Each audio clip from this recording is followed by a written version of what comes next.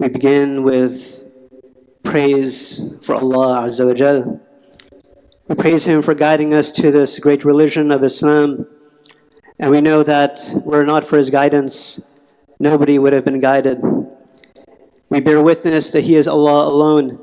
He has no like. And that the Prophet Muhammad sallallahu alaihi wasallam, our beloved one, he is the man of praise. He is a slave and His final messenger.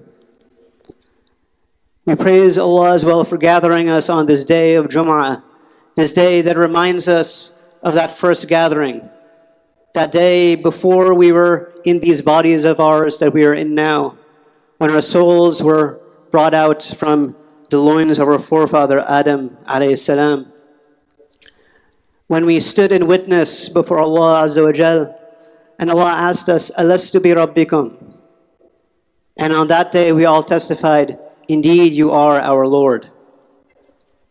And so we are gathered here today, just like we were gathered on that day, as a warning that we will be gathered again on Yawm al-Qiyamah, and we will be asked, how faithful were we to that promise that we made to Allah Azza wa Jal?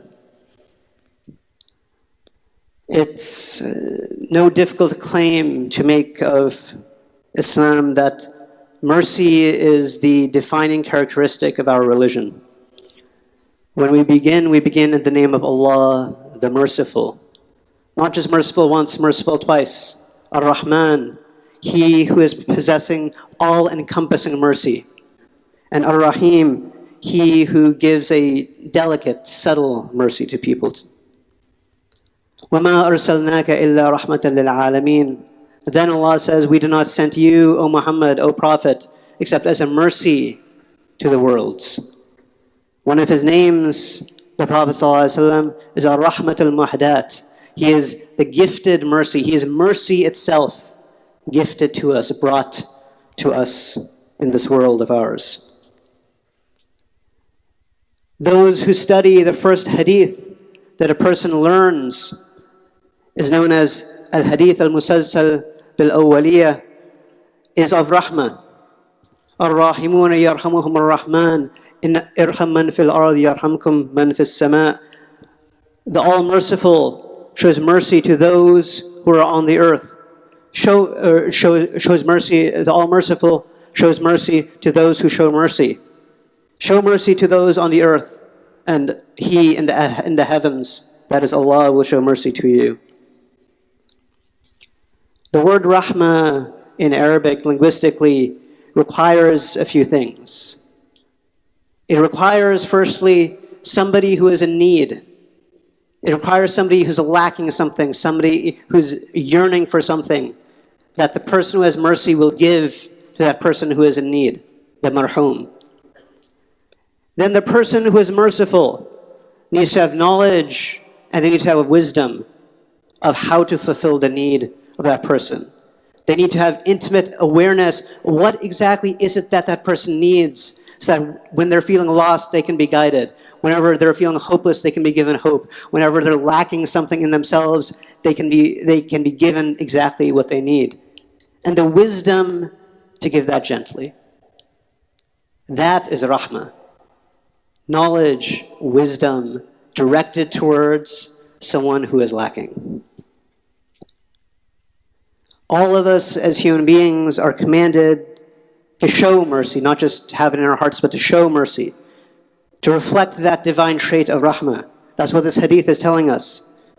To reflect what the Prophet of mercy, the Prophet ﷺ, does. And that as a consequence of us showing mercy to others, we ourselves will be shown mercy by Allah Azza wa Jal. Al-Jaza min jins al-amal.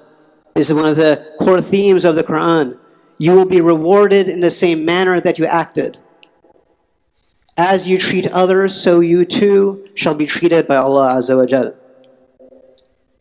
But the consequence of this, the other side of this, is that those who do not show mercy to those on the earth will not be shown mercy by Allah Azza wa Jal. Because al-jaza'u min jins al-amal. Just as you treat others, Allah will treat you. And you see in these two, the merciful and the cruel, those who are aware of what others need and act accordingly, versus those who are self-interested, two attitudes. And our scholars say people fall into one of these two camps. The first are Ahlul Hudud, the people of interests, those who are concerned and motivated by what they need, by what they lack, by what they desire, by their own dreams, perhaps even. And you have Ahlul Hukuk, the people of rights, the people who, when they're acting, they're not looking towards their own self-interest. They're not looking towards what they themselves want. They're looking towards, what do I owe that person? What are the rights that this person or that person have on me? What are the rights that myself and my body have on me? What are the rights that Allah Azza wa Jal has on me? And they act accordingly. But between these two types of rights, that the first type of right being hukuk Allah, the rights that are owed to Allah Azza wa Jal, and hukuk al-ibad, the rights that are owed to people themselves. Between these two, it is the rights of people that more determine our fate in the hereafter, whether we're destined for paradise or for hellfire, than the rights of Allah. Because Allah is merciful. Allah will deal with us through His mercy. Think of how many times if you sin, how easy it is for your sins to get wiped away. If you pray enough or you make dua at certain times, your sins are wiped away. If you make wudu, your sins can be wiped away. The water coming off contains the sins of the day. Fasting certain days of the year can forgive the sins of the previous year or the coming year. If you make Hajj, an accepted Hajj forgives all of the sins that you've ever committed. It's easy to get your sins forgiven. But what is often left out are those sins that are forgiven are not all sins. They're the sins between you and Allah Azza wa Jalla. Because the sins that are between you and people, Allah does not have the right to forgive those sins. That right is due to the person that you oppressed, is due to the person that you wronged. And Allah is just, He will not give you forgiveness until that person gives forgiveness. If you think about this, this is frightening, it's weighty, because a single act of wrong, a single act of oppression against someone else, you have no guarantee that that will ever be forgiven. There's no way of taking it back for sure. There's no redressal that's guaranteed. The matter is so frightening that Imam al-Sha'rani, one of the great sages of our tradition, said, it is better for you to wrong a pious person than to wrong a non-pious person. It's better for you to wrong a Muslim than a non-Muslim. It's better for you to wrong a non-Muslim than to wrong an animal. He says, because the pious person is far more likely to forgive you than a person who is not pious. And a Muslim at least may forgive you because he gains something from forgiveness.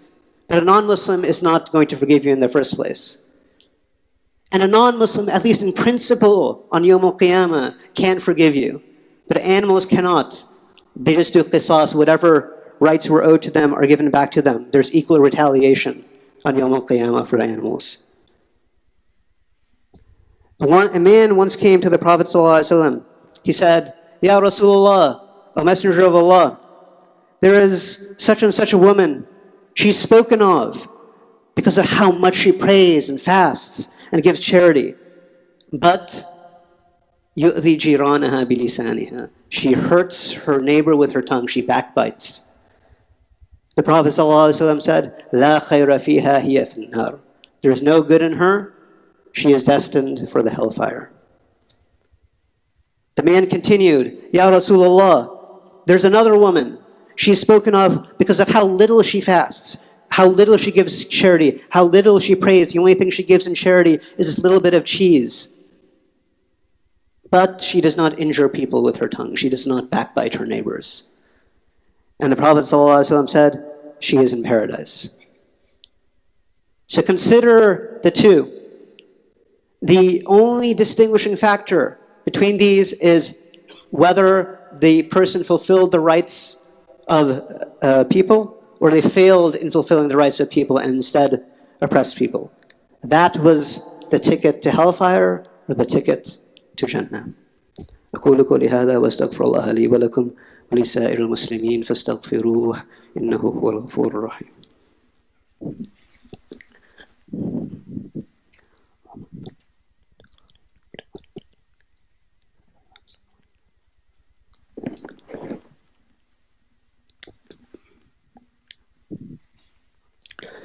Bismillah walhamdulillah wassalatu wassalam ala rasulillah sallallahu alayhi wa sallam.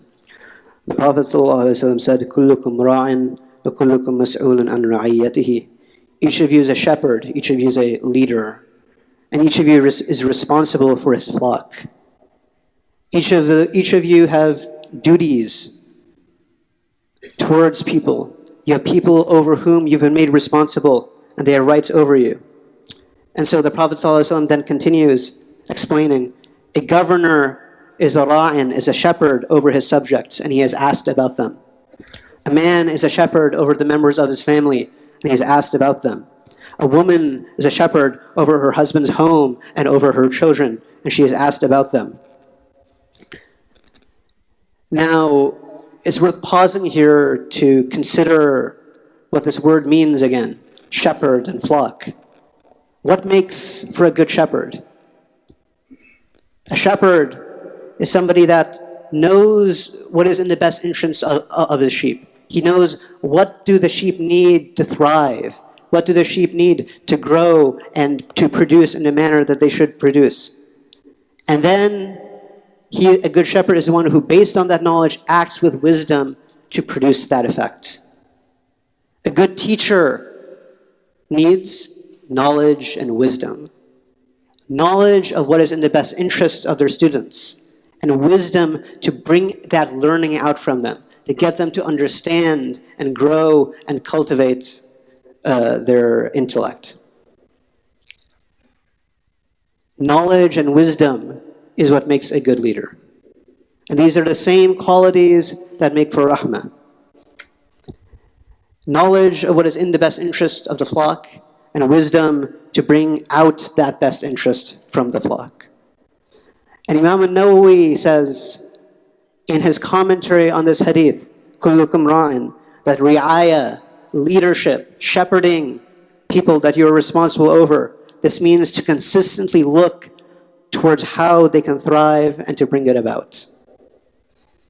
That is, leadership is inherently selfless. Leadership is inherently about caring about the other person. This is quite different from how we see leaders, those in authority, act today.